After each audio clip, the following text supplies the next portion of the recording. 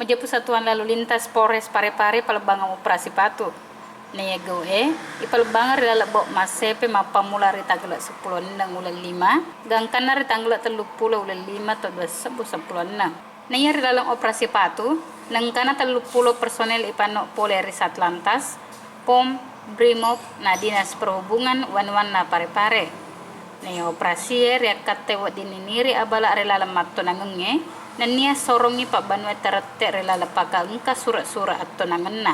Jadi dalam rangka operasi Patu 2016 ini, jadi kita akan operasi kendaraan-kendaraan yang tidak lengkap, utamanya surat-surat kendaraan seperti SIM, dan kedua aturan-aturan menyala lampu diharuskan, tapi kalau menyala lampu itu masih kita berikan kebijakan supaya dinyalakan lampu. Kami tidak terlalu melakukan tindakan masalah itu.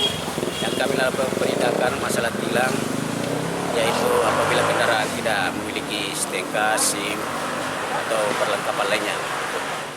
Matandre renun na Ibda Hamsa, sarekwam mesine Pak Banwae, tarator rilalang mattunangan na terete rilalang atoram mattunangan, sarekwam mau dininiri abalae.